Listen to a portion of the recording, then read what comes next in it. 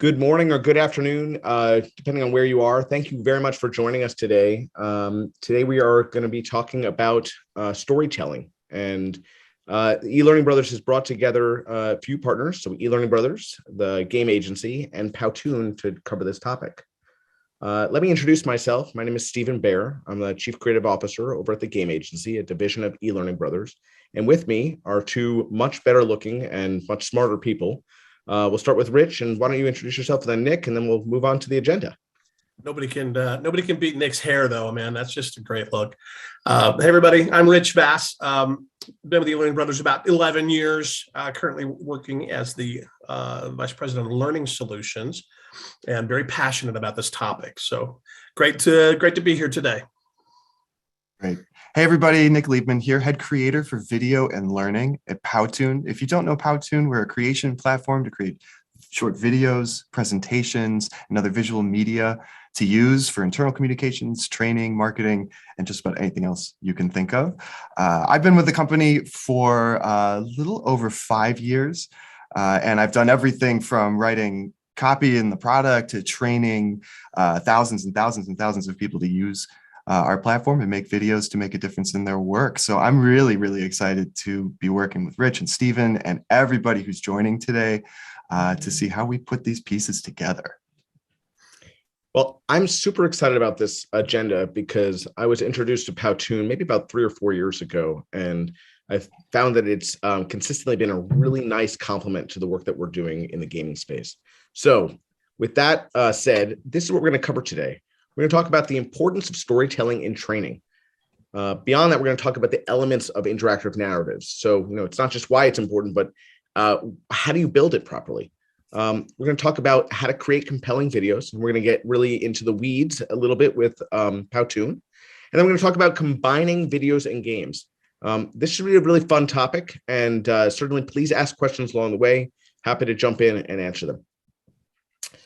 So why video, and where's it relevant? I almost, there's so many topics that you can talk about that it's relevant for, but I like to step back and talk about soft skills because I think that is the most easy one to understand.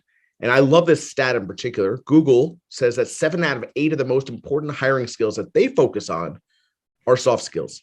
And quite honestly, soft skills can be trained and they can be done, I think, most effectively through relevant, relatable scenarios. And what better tool to do that with than video?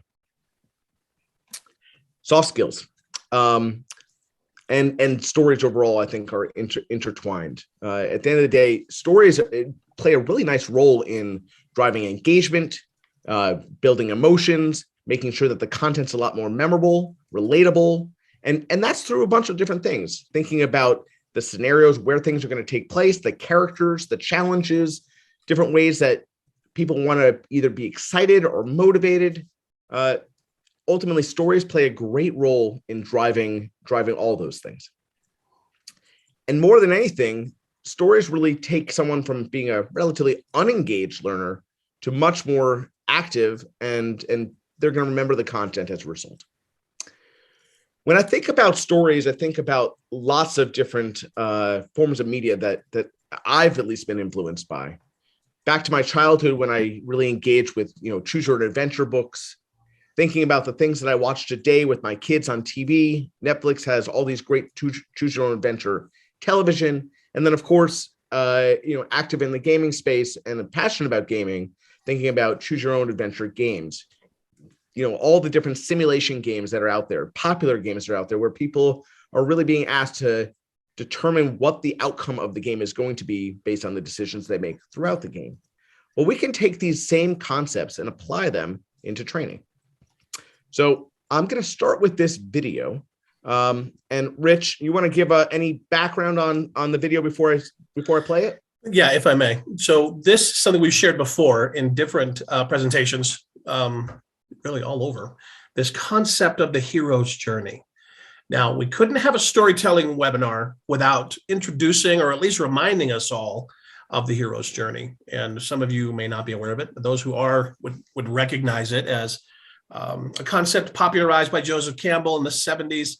He was a disciple of Carl Jung, who is a behaviorist psychologist. So we're going to, in the next slide, we'll get into some of the details of what does that mean? You know, the hero's journey, there's 12 elements to it. And every one of those elements are part of an effective story.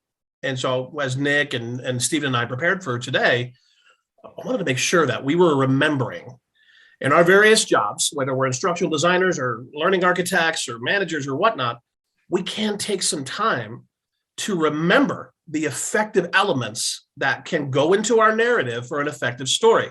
What we have here is Rocky in a minute. If you know Rocky IV, you'll recognize this story, but Stephen, why don't you go ahead and play it? And then the next slide, we'll get into this Drago fight. Drago is a super athlete. I know I can beat him. Stand in my corner. Just this one last time. Fighting for the whole country. Apollo is down. I cannot be defeated. Somebody get a doctor in here! Soon. I let it happen. I gotta take everything he's got.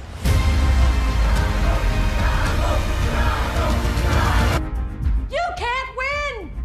This is gonna be a time when you're gonna have to do things that other people don't think are right, but they're gonna be right for you. You gotta do what you gotta do.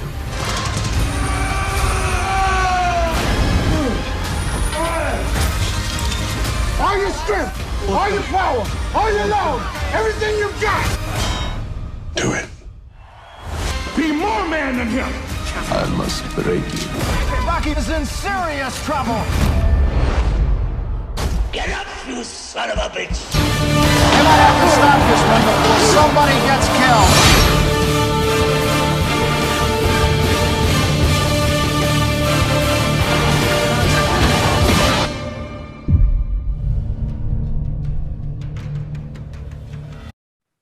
Yay! I've- Clap. Thanks to Stephen for doing some great mixing on that. A lot of us may remember that story. I think I was 10, 12 or 13. I don't remember, back in the 70s when I first saw that show. And it was very inspiring. The story was great. And as you can see, if we were to dissect all of the elements, well, we don't have time to do that. But if we could dissect all the elements of that story, we would see that there are all 12 of these elements in there. We're in the ordinary world. There's a call to adventure, Drago. The Russians, you know, this was all during the Cold War, right? But they challenged the Americans. Rocky's the champion, but Apollo Creed wants to come out of retirement.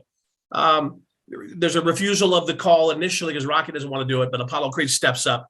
The mentors, right? These are the coaches and the staff that supports Rocky all along the way. We then cross the threshold into this special world. He's going to take the challenge. And in this case, literally, he moves from Philadelphia, wherever he's living, over to Russia. And then there's tests, allies, enemies, right? His wife even, you can't win.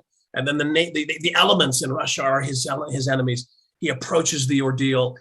He's at the top of the mountain. Yay. He seizes the sword figuratively by winning, then takes that road back and he learns something. And I love the clip about, you know, when he's there with his son about, you know, helping him realize sometimes you have to try to grab something greater than you. Anyway, it's a great story. But when you dissect it, all of these elements are in there. And if you look at Star Wars or Lord of the Rings or you name it, just pick your favorite story. These elements are likely going to be part of the whole experience. We are not saying that when you're sitting down to write your online training or you're considering using some sort of scenario to illustrate your learning objectives, that you have to think about all 12 of these. But the challenge I make to everyone is try to use some of them.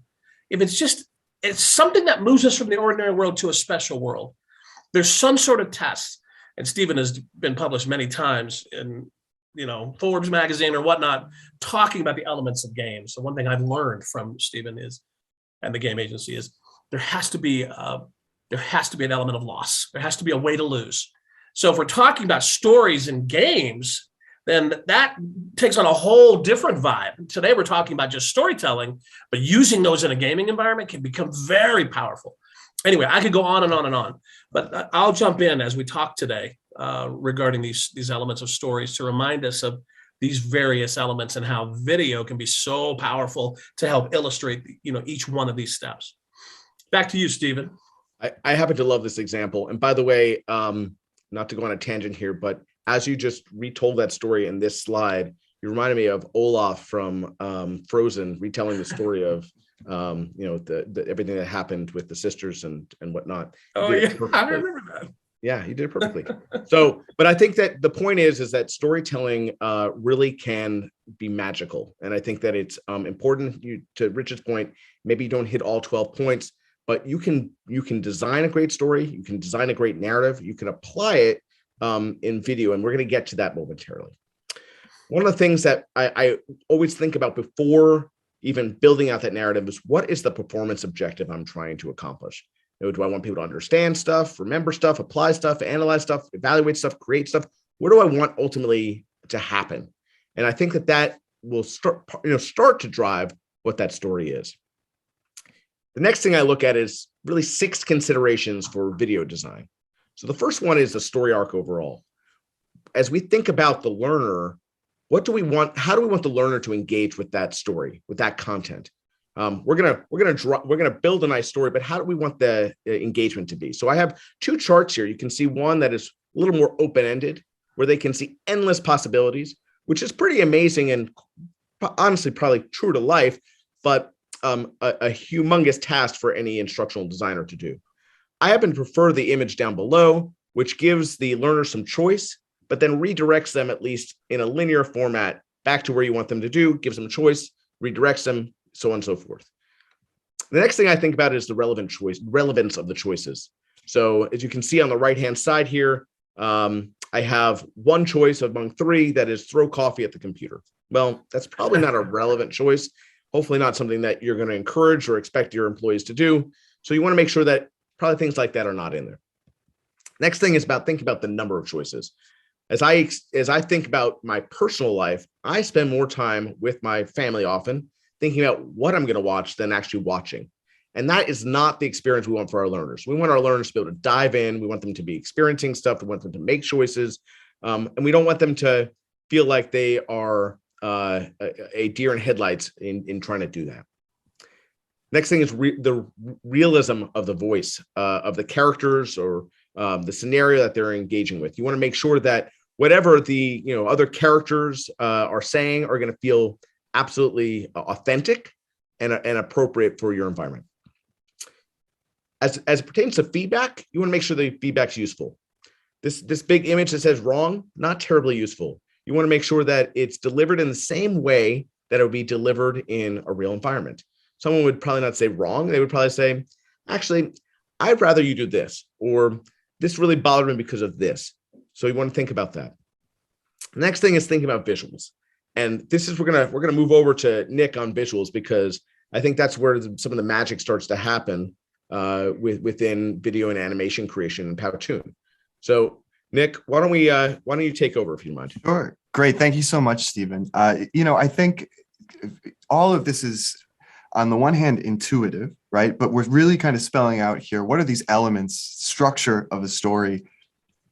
How do we react to it? How do we amp up that engagement by putting it into a more interactive interface, by making some stakes there, making it possible to lose, right? How do we tell that story powerfully? But also, what are the visual cues that you can use when you're creating videos to help carry some of that weight of the story, right? And I want to start with characters, because the reason why stories are so powerful is because we follow characters through. Characters are people encountering challenges, changing and growing, and that's how we live our lives. So that's how we also can assimilate information and identify with the characters in the story. They can help tell the story to us. So it's important when you're creating your videos to think carefully about the characters that you're choosing.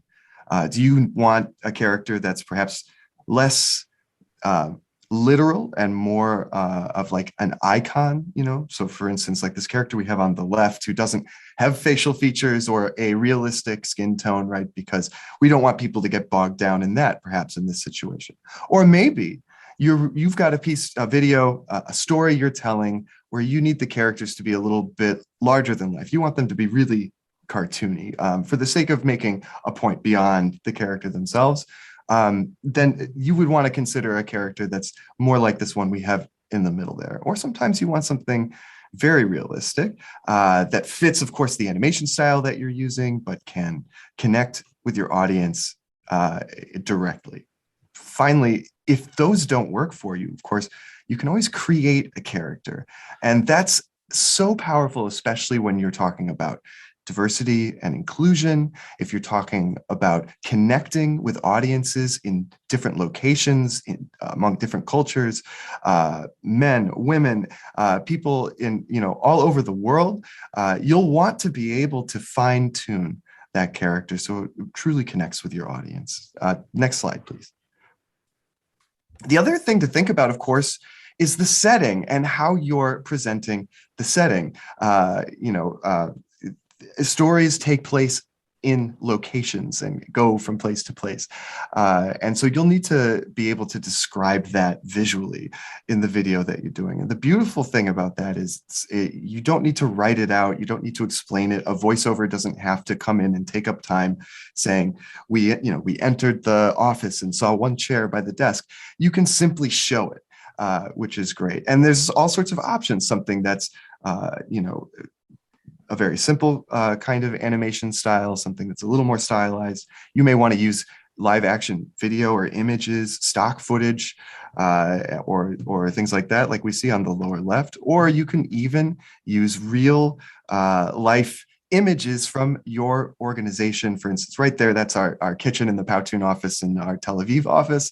And so sometimes I'm using that. For instance, if we had something about the new COVID rules about in the kitchen and what you need to do, where you need to wear a mask and all of that, we could put that right there on the real life background that is our offices, so that folks who haven't been into the office in a week or two or have been working remotely can get that bit of connection to that company culture. And it also is just a direct, very literal connection point to your office, to your setting as an organization. Next slide, please. And of course, the great thing about using video and creating videos yourself is you have the ability to iterate and innovate, right? If you've created a series of videos to tell a story, right? You can put those together. If you're working with a production company, that might take some time. You might have a filming day or two. There may be some edits and some backs and forth and all of that. But if you're creating them yourself on a platform, for instance, like Powtoon, where you can make edits very easily, where you can duplicate and change items to give it a different sense or tone, depending on what you're using the video for or what feedback you're getting from users or people in your organization, then you can very quickly iterate and improve your video content to tell a more powerful story. Here we've got a couple of examples of just how you can take the one concept and one short component from a branching path game, and you can show that with animation, you could show that with whiteboard, you could show that with live action video. And we're going to take a look at these examples, and then we're going to actually dive in. I'm going to show you how fast you can put one of these together. So let's watch that first one on the upper left. Hi, yes, I'm Rachel. Nice to meet you, but I really don't have time to talk. If you leave your card, I'll get back to you. Hi, yes, I'm Rachel. Nice to meet you, but I really don't have time to talk. If you leave your card, I'll get back to you. And down here. Hi, yes, I'm Rachel. Nice to meet you, but I really don't have time to talk. If you leave your card, I'll get back to you. So you can see even with whiteboard, you can even add sound effects to kind of like emphasize those things that the learner needs to pay attention to. For context, this video comes from a game where you'd be training someone to work with doctors' offices to try and sell medications or other services or items to them, right? The salesperson, the person being trained here, their objective is to get past our gatekeeper, Rachel, to talk to the decision maker. And so you'll need to, all of those sort of little things, the frustration in her tone, you're going to need to show those things visually. So if it's okay, I'm going to take over our presentation. And Nick, while you're doing that, I just wanted to throw out there, you'll note, just through the great example we saw there, and Nick's going to show us how easy this is to put this together. When you're taking the time, going back to that hero's journey and those 12 concepts, look at Rachel here. She may be one of the obstacles. So that's a good one maybe to animate in a video. The other is maybe your champion or your hero, right? Who's like the Rocky character when you're in your story. If we're talking about healthcare, maybe it's maybe it's pharma, and pharma's trying to sell into these doctors' offices and hospitals. So that's your hero. You want him to be successful. We're training all these pharma folks out there in the world, on the sales team globally. You can introduce that guy or that woman as a single character, as a cutout image. That's pretty easy, as long as you got your story laid out. And then as you're moving through, now we introduce Rachel, and she's an obstacle. How do we overcome that? So you don't have to animate everybody. But even if you decided to, you could, using a tool like Powtoon, because it's so easy to do that. It takes a little extra time, obviously, but you don't have to be a graphic artist or whatnot to make that look really nice. And exactly, so true. And just if folks can see my screen, this is at the empty Powtoon studio, a blank project here.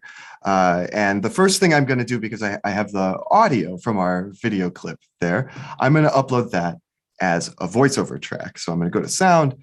I'm going to go to add voiceover. I can upload you can drag a file onto there. You can upload from a folder. And sorry, just, of course, that's right over that. There we go. Open. So now we've got, I'm going to apply it to the entire video. You have the option to apply a sound, for instance, a sound effect, or for like bumper music or something like that, audio files to one slide only. But in this case, I want it for the entire video I'm working on. And we can see. Hi. Yes, I'm Rachel. So even though there's nothing visual there, the audio is here, and we can see our timeline at the bottom. If we want to see information about the voiceover here, I can see this with its file name. It's 11.25 seconds. You can just go ahead and make my slide 11 seconds to match that. Let's construct this medical office. A few ways to do this. It just so happens actually here in the scenes menu, we have a ton of these there's like templates for one slide in a video. And down here in industries, we have a number of, these are ones that come up a lot, sort of like high tech or engineering, construction, and medical scenarios. So actually in the example that we saw there, all I did was choose this scene in one click. Now this does, because this is designed to be 4 seconds in length, I'll just have to re-add my a little bit of time to make this the right length of time again. But now I've got this setting all here in one click. If I wanted to do this kind of thing, just from scratch, I could go to backgrounds. I'm going to hop down to locations. I'll take this background, and then I can go to props and medical and mix and match. We can bring this guy in. We can have our curtain there, and we can also have this guy here. And I believe there was also a clock on the wall, wasn't there? Clock. Oops. There we go. Clock. Now, just want to be careful that all this is entering at the beginning. So very, very quickly, you can mock that up. And if this were, now, for instance, this already exists in scenes, but if this were something that didn't exist and I've just spent those few minutes doing that, I don't want to redo that work. I can go back to my scenes library and see here, save current scene. In one click, I've now got, a 10-second slide with this background, with these items on the stage showing up when they show up. So I've got this together, and I can use this again in one click. Pardon me, just save current scene. Now I've got it here. So if I had a blank slide, all I'd need to do is click it once and everything is there. So that is a huge time saver for iterating and editing, or for instance, in a scene like this where we may have in the paths of the game, many different variations, but the scene and setting is pretty much the same. I may only need to change the character or the expression on the character, or to add another prop coming in to add visual emphasis to something that's happening in the script, right? So it really does save a whole lot of time and is an excellent way to work that into your. I use it all the time, actually. If you see on my scenes here, clicked another one. Nick, can I interrupt you for 1 second? Please do. One of the things I also think we should touch upon is the edit bar down below, right? Because it's really unique from a lot of other editing tools. The fact that it is one bar, and I find it's much more user friendly as a result. You want to talk a little bit about that? Absolutely. So the timeline down here is currently we've only got things that are at the beginning of the slide and stay on the stage the whole time. So you can see we've got 4 items here, and they're all on the stage for the entire duration of the slide here. But this is a good moment to talk about characters. We have a ton of character families, but I'm going to go with one of our newest ones here, Cosmo. So here's our character. And again, you just find the character you like, one click. The only problem with this character, of course, is she's not really dressed appropriately for the office, at least not for a medical office, and the setting we want to create here. It's just not believable in this output, but that's an easy fix. We can edit the character. We can edit her clothing here. So I'm going to just find us, medical scrubs. We don't need that anymore. And you can actually also, I believe, it's a jacket. One thing I want to do before I move on to the pants, I just want to, you see this color that her shirt is, the 5F9 DF9. I'm just going to click this plus sign to add it to my colors here. Come on. I've already got it edited, but it's right there. And that way, in one click, when I move on to the pants, I've saved that color and the character's pants can match. We've got different shoes and accessories, of course, which, certain settings, especially for training about current guidelines and things like that. Having a mask is super helpful, but of course, glasses and hats and protective gear and all sorts of other items that might be appropriate depending on what you're creating. Of course, you can also upload logos. This is something that actually any of the clothing items that have these 3 blue dots that you see, you can upload an image. And I don't know if I have one handy here. Or logo.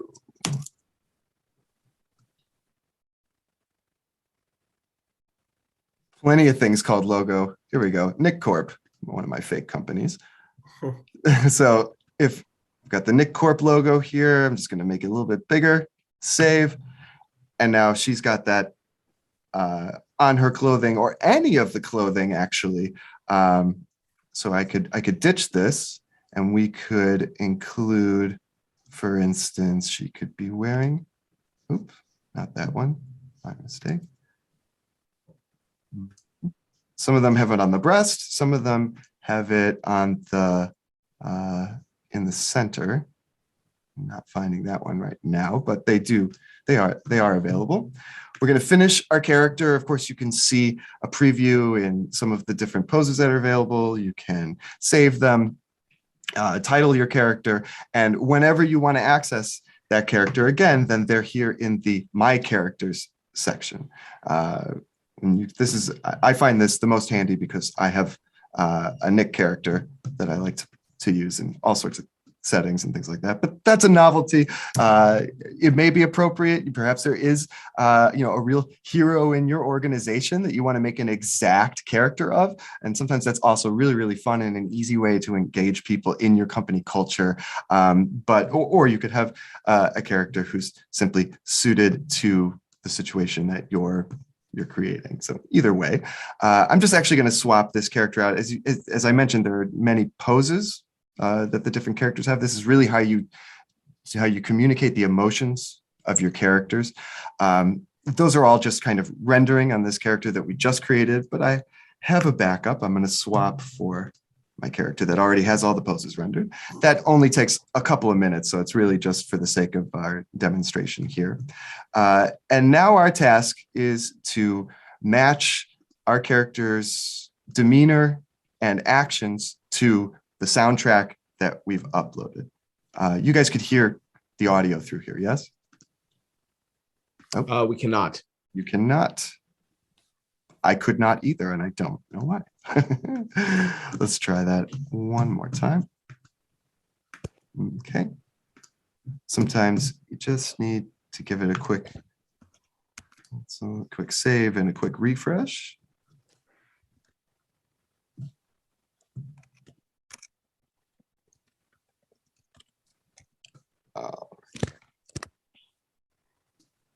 Right. All right. Okay. So I realized what was wrong. Since I made those extra slides, of course, our voiceover begins at the beginning of the video, so it's available on the first slide. Let's go back to our first slide. Let's add our character, who I just copied and pasted onto here. And let's try this again. Let me know if you can or cannot hear this voiceover. Hi. Yes, I'm Rachel. Excellent. So as you can see, the hi is pretty good. Then she starts talking, and we need her demeanor to become kind of this gatekeeper demeanor pretty quickly. So I'm just gonna, I believe here, what the best way to do this, by the way, is we have our character selected. We can see down here on the timeline, there she is. And what we want to do is move to where the change in pose is going to be. We're going to remove the exit effect, so the character won't swoop out or do any of these other actions. And we're just going to copy. I'm using key commands here, like Control-C and Control-V to paste. I'm going to make sure my playhead is right where, at 3 seconds, right where the character's first pose ends. And I'm just going to remove the entry effect of my second iteration of the character. So this way, and as you can see, you can just kind of line them up. And I'm going to change the pose of my second character to... You're going to make her like more defensive now? Like, first I'm not she's... gonna let you through? Yeah, I think I've got actually disagreeing. Where's my disagreeing? Here, it's disagreeing. No. Right, Oh, so... like, yeah, that's cool. Hi. Yes, I'm Rachel. Nice to meet you. Oh, we still have nice to meet you. Hold on. So this will be a little bit later. But what we can do is sort of, let's see what we've got with that. She can just be talking, just talking. There we go. So just kind of talking, not a lot of emotion in it. And... Hi. Yes, I'm Rachel. Nice to meet you, but I'm... right about here is where we can put that disagreement. So again, I'm just copying and pasting. Now we've got our next pose. I'm going to make this disagreeing. Hi. Yes, I'm Rachel. Nice to meet you, but I really don't have time to talk. If you... All right, so we just want this to go to about there. Copy, paste. And you know, this again, once you've done this once, you simply need to adjust where those breaks are and adjust the pose. So once setting it up the first time takes a few extra minutes, but once you have that together, it's very easy to edit and iterate. So here she's saying, if you leave speaking again, we can bring her back to talking.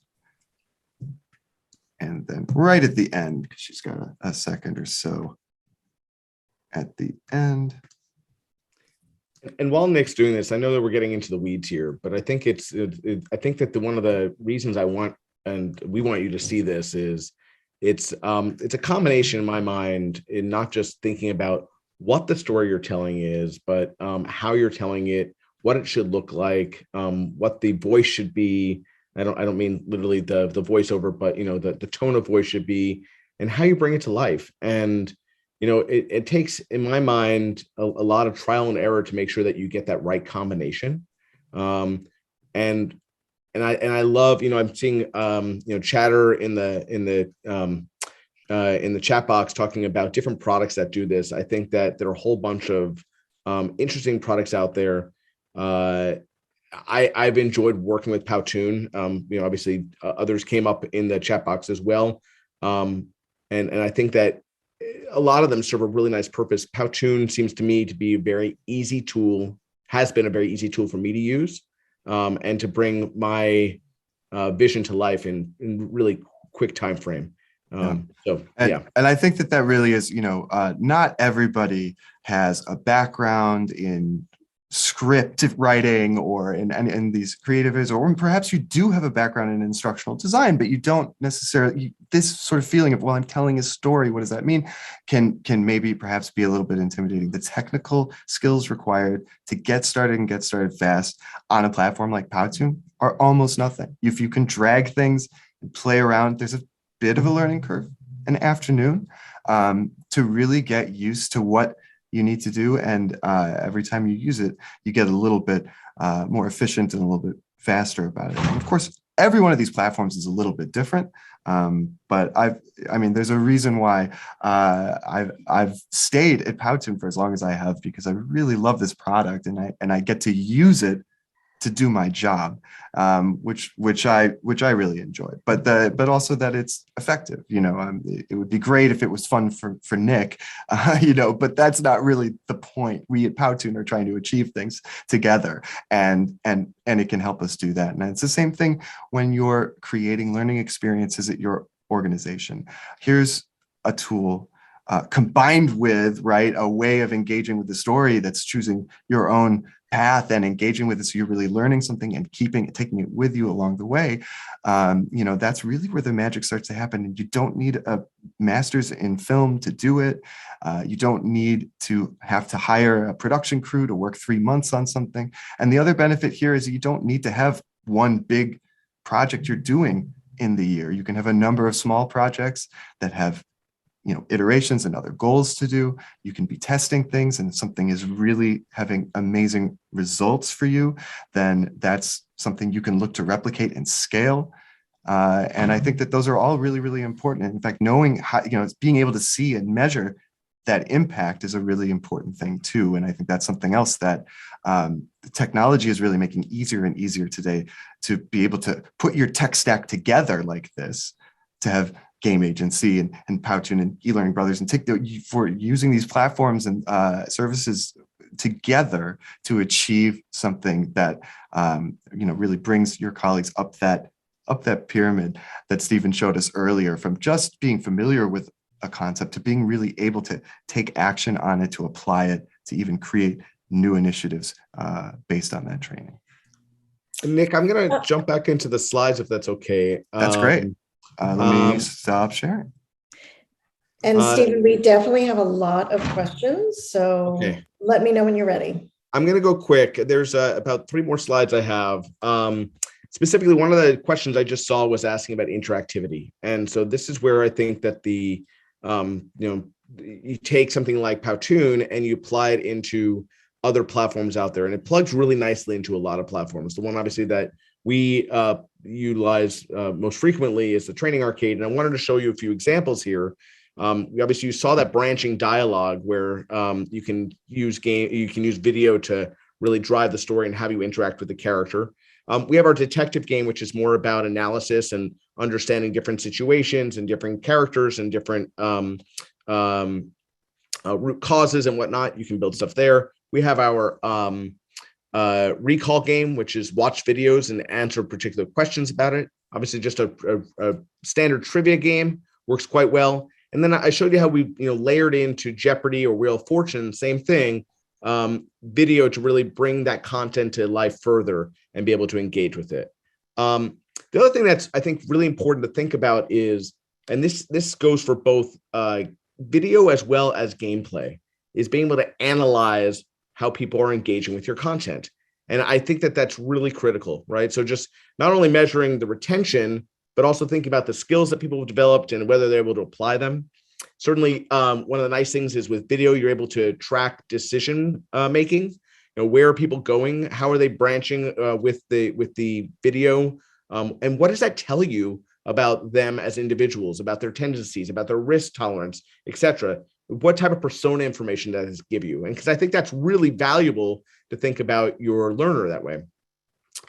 Also, you can, once you're building this into gameplay and into a more interactive format, you can think about not only accuracy, but also the effectiveness of what they're learning in day-to-day performance. And you can coach them accordingly as well.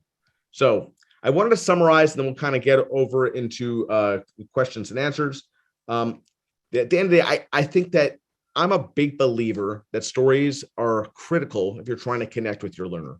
It really pulls out the emotion, it gives them something to relate to, and it gives them something to certainly translate what you're trying to teach them into day-to-day circumstances. I think it's important to start with your performance objective, because I think without knowing what that is, you're not going to be able to build a compelling narrative. And I think that your performance objective should drive what that narrative looks like. As you can see, stories can certainly be produced quite easily using video, animations, multiple styles. They also complement really nicely into gameplay, and I think the two are incredibly powerful. And why they're powerful is they drive more engagement, they drive more retention, and ultimately, we talk about they come with a lot of rich data. And I think those insights that you can get, the analytics about not only what people know, but how they perform, is, I think, really important to really understand who your learner is. So we covered obviously two products here, Powtoon and the Training Arcade. As we discussed, there's lots of them out there, but I think that these two are really nice ones to play around with if you haven't, and I encourage you to do so. Along those lines, I wanted to bring your attention to a free trial that we have for the Training Arcade, as well as an ebook that eLearning Brothers, the game agency, and Powtoon put together that's focused on storytelling and how to use that to make your training more effective. So I'll stop there. We certainly can answer any questions. Hopefully that was a good starting point for folks. Okay. Nice work, teammates. Yes, good work. We do have a lot of questions, highly engaged audience. One thing that came up several times, and you don't have to show it, Nick, but if you can talk a little bit about diversity of your characters, gender, race, disabilities, and also whether you can upload your own characters. That came up several times. Sure. So we do, first of all, those our three newest sets of characters, including Cosmo, the character that the collection that we edited a character from today. Those are all editable in our character builder. And I did show the clothing customization. I did not show, you can customize the face, you can customize the skin tone. We have male and female sort of base characters available there. We're also working on, they aren't available yet, but there will be more diverse body sizes as well coming in the future. This is still a very new feature that we're working to improve and build upon.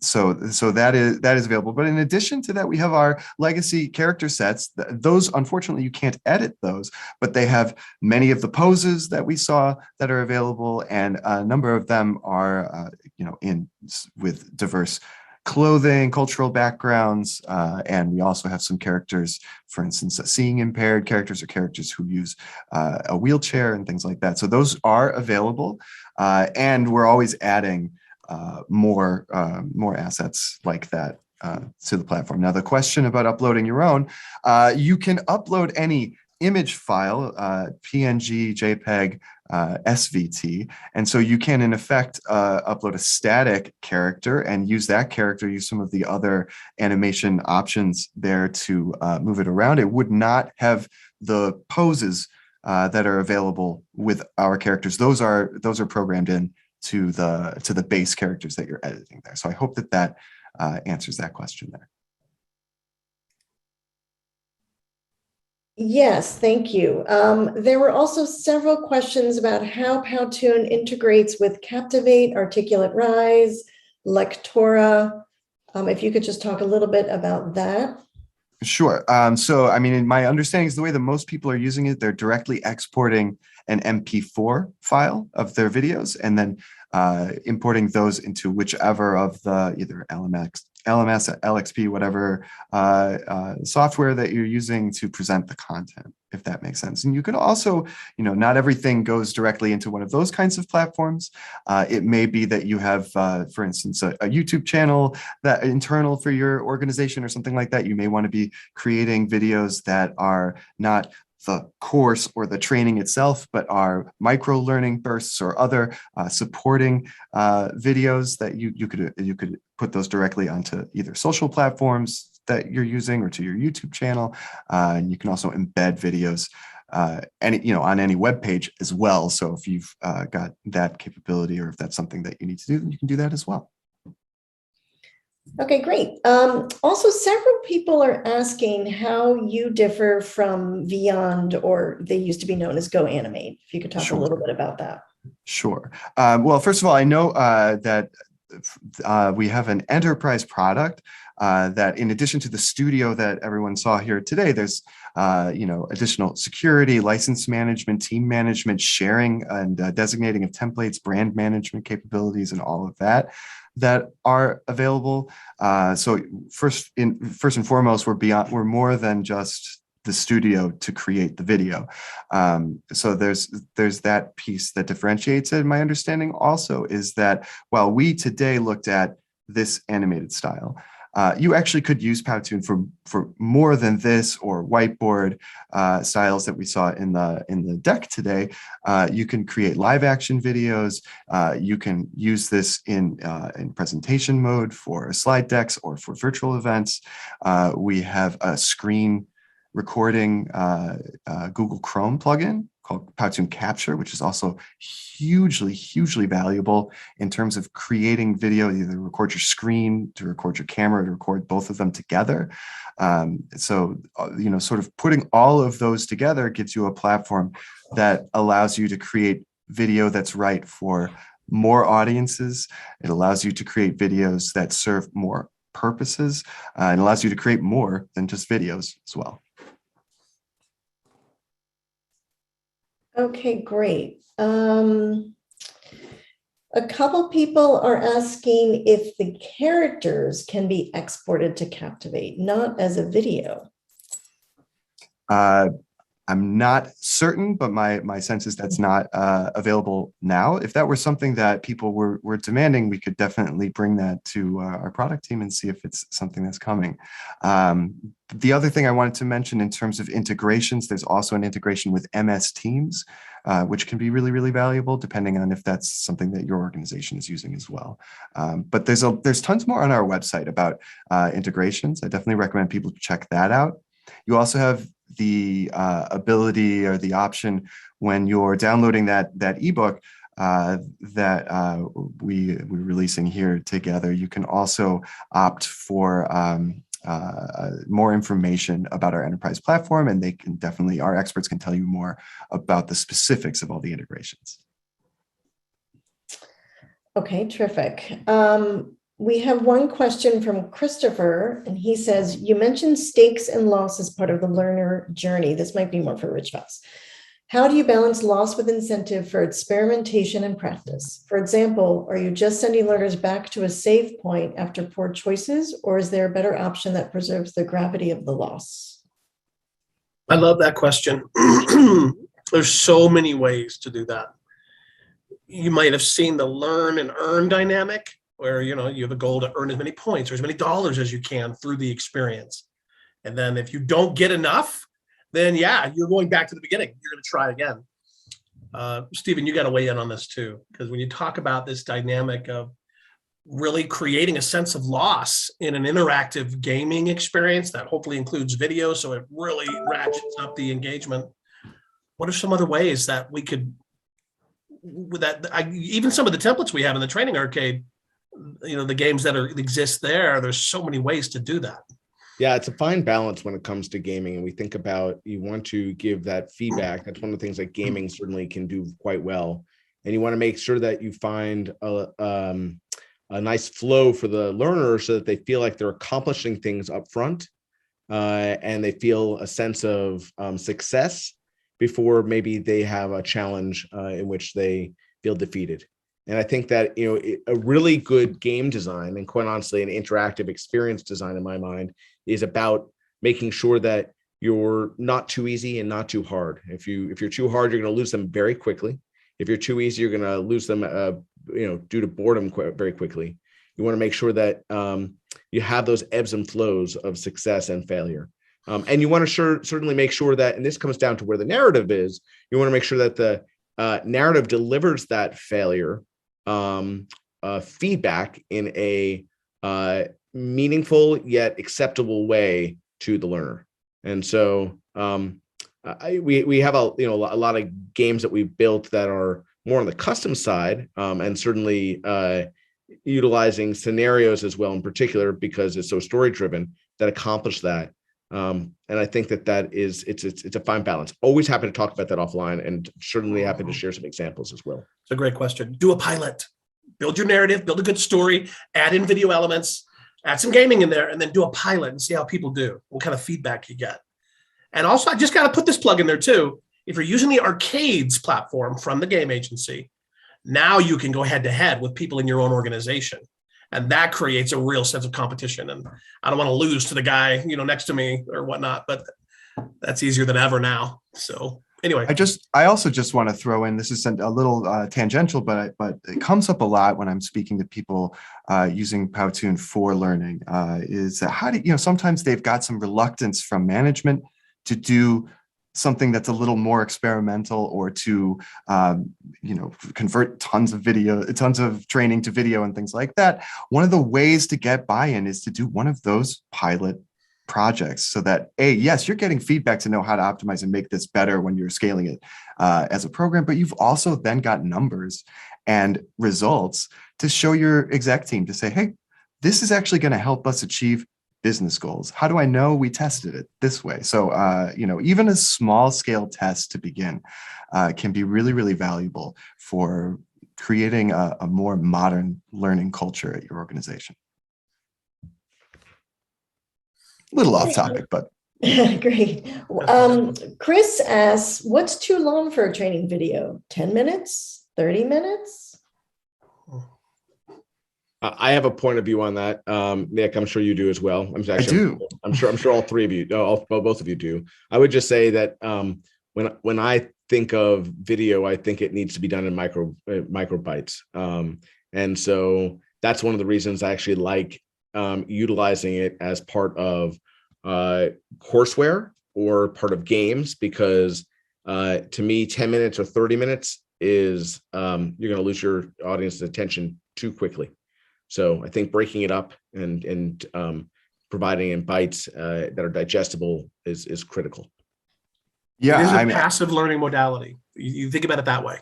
It's not active. It's not engaging. I shouldn't say it's not engaging, because it is. It's not interactive. Some video options can make video interactive, and actually some of the scenarios game that we saw earlier from Stephen does make an interactive video experience. But yeah, I agree, because it's a passive learning modality. You want to be careful with just the talking head. I do agree. I saw a comment here. I think Christopher, 7 to 10 minutes, maybe max up to 7 minutes. I think that feels right to me too. Yeah, I was just going to say, my experience, it really depends on how you're using it. Shorter often is better, almost always is better, especially if you think about how we're consuming video outside of work.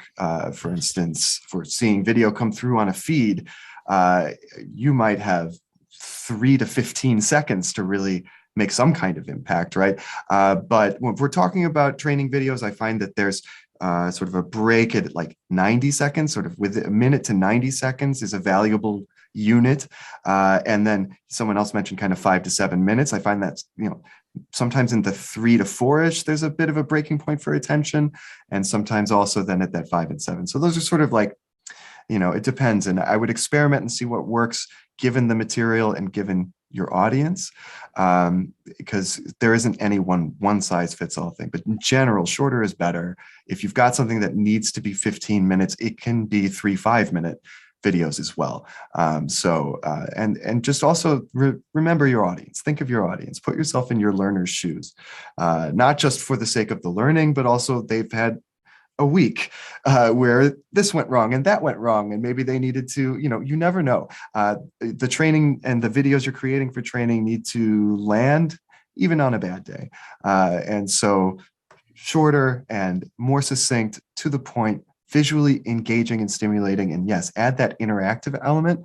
And then all of a sudden you're chaining 1 and 2 minute videos together, and they've spent a half an hour learning, but they haven't reached that fatigue point. We've all experienced it. You're watching a video and at some point you're like, I'm thinking about my groceries. What is this again? And the beauty of using video in gameplay like this is that you just eliminate that. You have to bring their attention back. Awesome. We also have had a few questions about different scenes, and if different scenes are available for the videos. A few suggestions were veterinary scenes, additional healthcare scenes, manufacturing scenes. Yeah, so we have a number that are pre-made, and then also a number of props in the prop library that work for many of those. Now, in terms of a veterinary, I'm not actually so sure how robust our animal library is, but you may also be able to achieve that with stock footage. Actually, one thing that's really important to mention is we have an integration with Storyblocks stock footage. So I'm not sure of the number available, but it is in the millions of royalty-free stock footage clips available. So you could string together a few there that may also fit as well. But as I mentioned, you can upload your own images. So if you have any sort of designs that have been created to fit that, you could upload those and put them in something similar to the medical setting. That's one way around that.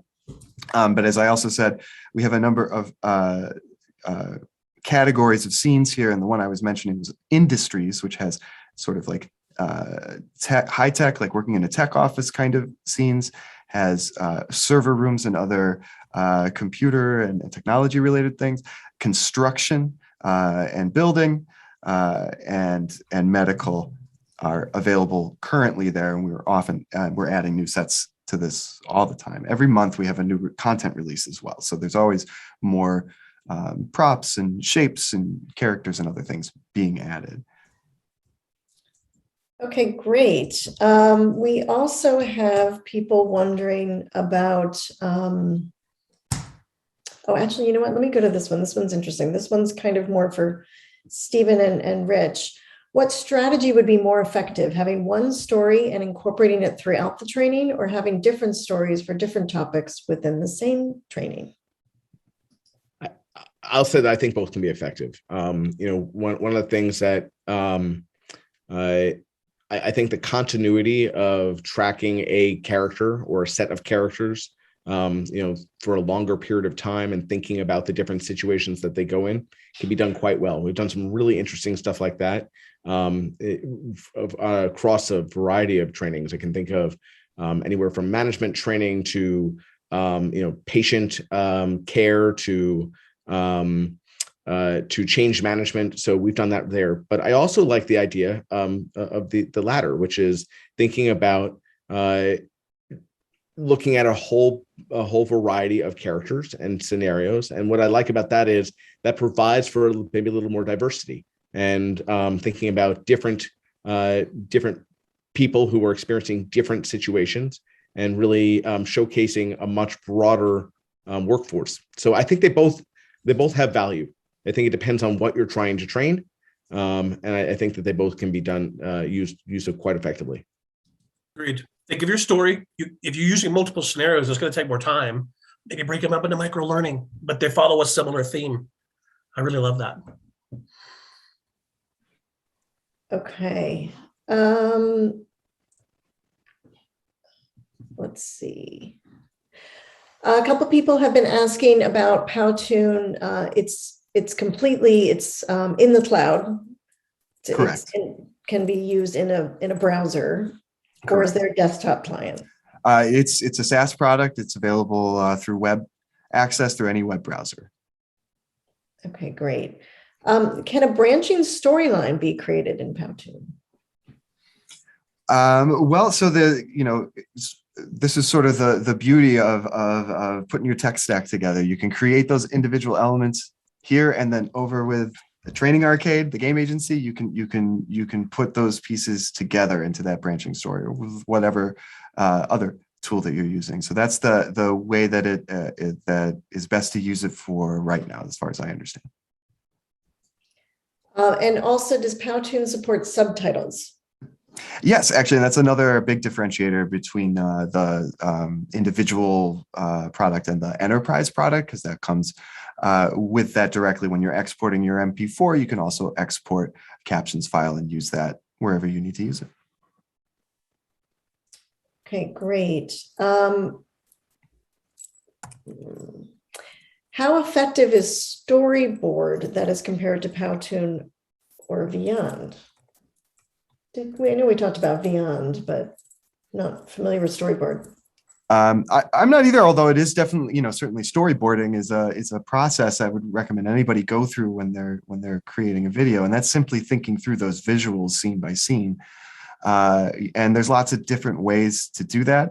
I may be misunderstanding the question. I apologize in advance if that's the case. But in general, one of the things I really love about those scenes is that even if the timing's not right, I can click through and find sort of the scenarios or the settings or the basic visual story that I'm trying to put together and put them in order, and then go back and adjust the timing and add characters and sort of those expressions and all those sorts of things. So storyboarding, in other words, putting down the visuals ahead of actually sitting down to stitch everything together, is a super important part of the process in video making. And I think that maybe they were speaking about a specific product that uses the act of storyboarding to put together your videos. Perhaps I'm not exactly sure, reading the tea leaves, but in any case, I certainly think that you can use Powtoon to storyboard. You can use whatever other tools you're using to create that sort of visual brief for what you want the final visual story to be, and it's a very powerful tool in your process. And then along with those subtitles that you mentioned, do you have a translation tool for other languages? Yes, there's definitely, I'm not totally sure exactly of the exact functionality, but I do know that it exists.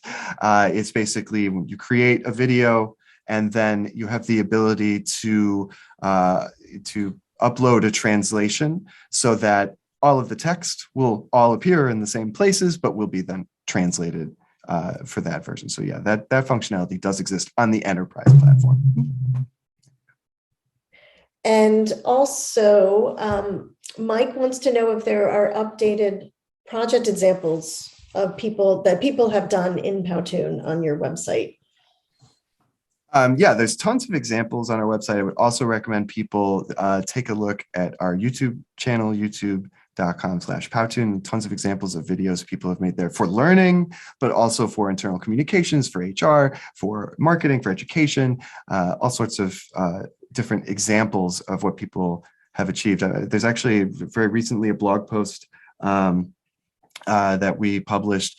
We had our 100 millionth Powtoon created at the beginning of this year, and so we were celebrating that. And one of we asked people, send us your best. One of the Powtoons that came our way was a recreation of Squid Games put into, I believe it was in Articulate as a one of the challenges in Squid Games. I gotta go check that out. Really, really cool. Powtoon.com/blog, and you'll find that on there. Inspiring examples of videos. I don't know how much time do we have, Stephanie? Because we do have a few more. We are actually over time. So I think the rest of them, if we could reach out to you guys offline, send you an email, try to find you the answers for these, because our wonderful presenters, we don't want to keep them here all day. I mean, we would if we could, but. I'm impressed. Several hundred people hanging out after time. Thank you, guys. So we will definitely follow up with an email with a link to the recording and a link to the ebook, and also that scenarios game that we showed a little bit of, so you can play that on your own time. And I think that's what most people were asking for. Yes. And certainly feel free to reach out to Nick or Rich or myself with any specific questions that you'd like us to answer. Happy to jump in. This is the fun stuff, and really appreciate everyone sticking around and participating, and for coming overall. So thank you.